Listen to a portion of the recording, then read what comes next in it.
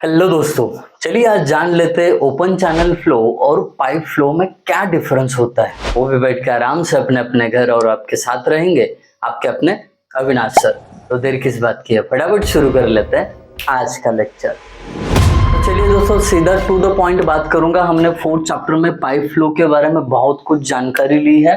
अब open channel flow के बारे में जानकारी ले रहे हैं फिफ्थ चैप्टर में।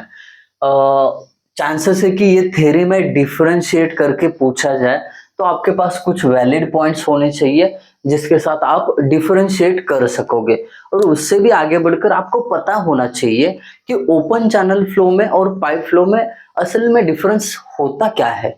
ये प्रैक्टिकल अप्रोच में अगर आप बाहर साइट इंजीनियर बन के जाओगे तो आपको थोड़ा सा इसका नॉलेज होना बहुत जरूरी है। देखिए पहला पॉइंट कहता है कि ओपन चैनल फ्लो में जो फ्लो होता है वो अंडर ग्रेविटी फोर्स होता है। क्या कह रही है? जो भी ओपन चैनल फ्लो में लिक्विड फ्लो होगा वो ग्रेविटेशनल फोर्स यानी नेचुरली फ्लो होगा, है ना। जैसे कि हम बेड स्लोप प्रोवाइड करते हैं कैनल को, तो वो ग्रेविटेशनल फोर्स के अंदर बहता रहता है वाटर। वही अगर मैं पाइप फ्लो का देखूं तो यहाँ पे flow due to total head difference. अब यहाँ पे मैं इसको हाईलाइट करना चाहूंगा, टोटल हेड डिफरेंस। कई सारे बच्चे तो सोच रहे होंगे कि सर हम बुक में से भी पढ़ के कर लेते हैं, बट इन चीजों को समझना जरूरी है, इसके लिए मैं यहाँ पे ले रहा हूँ इसको। डन। अब यहाँ पे total head difference between two points, इसका मतलब क्या? अगर यहाँ पे पॉइंट ए है और यहाँ पे पॉइंट बी है, तो इनके बीच अगर आपने पाइप कनेक्ट किया है, चाहे ये ऐसा हो सकता है या फिर ऐसा हो सकता है ना। जरूरी नहीं कि फॉलिंग ग्रेडियंट में हो, वो राइजिंग ग्रेडियंट में भी पाइप आपका कनेक्ट किया जा सकता है। अब इसके अंदर फ्लो क्यों होता है, तो उसके पीछे रीजन है कि टोटल हेड डिफरेंस, मतलब यहाँ पे जो टोटल हेड होगा ए पे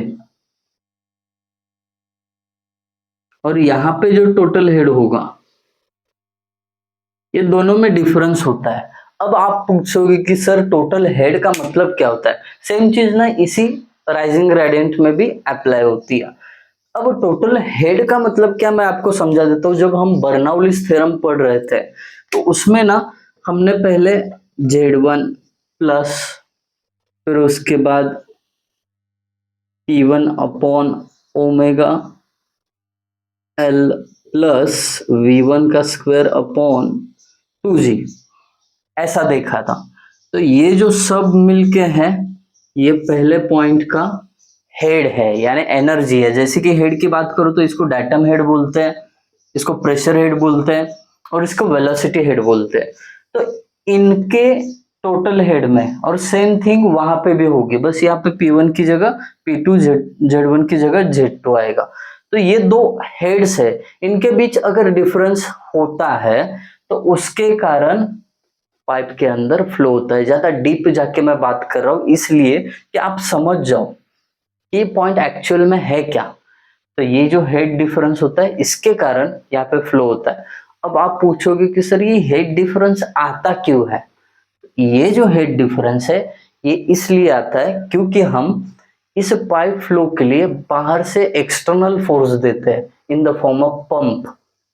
कोई मोटर हम लगा देते हैं, वो क्या होता है, वहां पे मैकेनिकल फोर्स जनरेट करता है और वो प्रेशराइज करता है वाटर को यहाँ से वहां तक जाने के लिए। और वो प्रेशर के कारण, वो फोर्स के कारण, एक्सटर्नल फोर्स के कारण यहाँ पे हेड डिफरेंस जनरेट होता है। आई होप आपको ये क्रिस्टल क्लियर पॉइंट हो गया होगा। सबसे ज्यादा इस चीज पे ही हमें फोकस करना था, तो समझ में आई होप आ गया होगा। अब चलते हैं सेकंड पॉइंट पे। यहाँ पे ओपन चैनल फ्लो की अगर बात करें, कैनल में जो फ्लो हो रहा है उसका टॉप सरफेस ना एकदम फ्री रहता है, खुला रहता है, फ्री टॉप सरफेस। वहां पे कोई भी क्लोज कंड्यूट नहीं होता है। जैसे कि no force on top surface pipe flow के लिए। अब टॉप सरफेस पूरा जो है पाइप के अंदर बंद रहता है, इसके लिए बाहर का एटमॉस्फेरिक प्रेशर अप्लाई होने का सरफेस पे कोई सवाल ही नहीं पैदा होता पाइप में। वहीं पे अगर मैं देखूं free top surface, free top surface के कारण क्या होता है, जो ऊपरी सरफेस होता है लिक्विड का वो एटमॉस्फेयर के लिए एक्सपोज होता है और वहां पे कुछ ना कुछ एटमॉस्फेरिक प्रेशर लगता ही है। ये दोनों के बीच का डिफरेंस है। फिर उसके बाद तीसरा पॉइंट अगर देखूं मैं तो इसमें कहा गया है flow is under atmospheric pressure. वही जो मैंने अभी अभी बोला, ओपन चैनल फ्लो में एटमॉस्फेरिक प्रेशर का अंडर फ्लो होता है, यहाँ पे जो है flow is under pressure. Under pressure मतलब बाहर से आपको प्रेशर देना पड़ता है उसको। फॉलिंग ग्रेडियंट रिक्वायर्ड, अगर आप ओपन चैनल फ्लो में सक्सेसफुली फ्लो होना चाहते हो तो उसमें फॉलिंग ग्रेडियंट, जो मैं बेड स्लोप की बात कर रहा था पिछले लेक्चर में, तो वहां पे जो कैनल का बेड स्लोप है ऐसा फॉलिंग ग्रेडियंट में होना चाहिए। जैसे कि ये कैनल बह रहा है तो ऐसा फॉलिंग ग्रेडियंट, ऐसा राइजिंग ग्रेडियंट होगा तो वाटर वहां पे फ्लो नहीं होगा, यही के यही रहेगा। बी टू ए फ्लो हो सकता है but A to B flow नहीं हो सकता, क्योंकि ए टू बी के लिए राइजिंग ग्रेडियंट है, बी टू ए के लिए फॉलिंग ग्रेडियंट है। इसका मतलब साफ साफ है ओपन चैनल फ्लो में फॉलिंग ग्रेडियंट नेसेसरी है। वहीं पे अगर यहाँ पे फॉलिंग ग्रेडियंट के लिए अंडरलाइन करता हूं, यहाँ पे पंप्स रिक्वायर्ड है पाइप फ्लो के लिए, सिंपल खत्म, एक्सटर्नल प्रेशर अप्लाई करने के लिए। अब वहां पे लास्ट पॉइंट की बात करते हैं, इस ओपन चैनल फ्लो में जो फ्लो है वो कॉम्प्यूट किया जाता है, मतलब निकाला जाता है, फाइंड आउट किया जाता है आइदर चेजेस इक्वेशन यूज करके और मैनिंग्स फॉर्मूला यूज करके। तो यहाँ पे हमने देखा ओपन चैनल फ्लो के लिए दो इक्वेशन काम आएंगे, एक चेजेस फॉर्मूला और दूसरा मैनिंग्स फॉर्मूला। वहीं पे हम पाइप फ्लो की अगर बात करें तो पाइप फ्लो के लिए डार्सी-वेसबैच का जो इक्वेशन है फ्रिक्शन के लिए उन्होंने डिराइव किया था वो काम आएगा, डार्सी-वेसबैच FLV²/2GD। तो वो इक्वेशन यहाँ पे पाइप फ्लो का डिस्चार्ज निकालने के लिए काम आएगा। सो ये सब था ओपन फ्लो और पाइप फ्लो के बारे में, ये जरूरी था कॉन्सेप्ट के साथ जानना, इसके लिए मैंने इसको वीडियो शूट के लिए लिया था। ओके, आई होप सभी को ये समझ में आया होगा। अगर आपको समझ में आया अपने दोस्तों के साथ जरूर शेयर करिएगा, और आपको समझ में आया तो लाइक करना तो बनता है, और कमेंट से मुझे बता देना कि आपको वीडियो कैसा लगा। Thank you guys for watching video, thank you so much.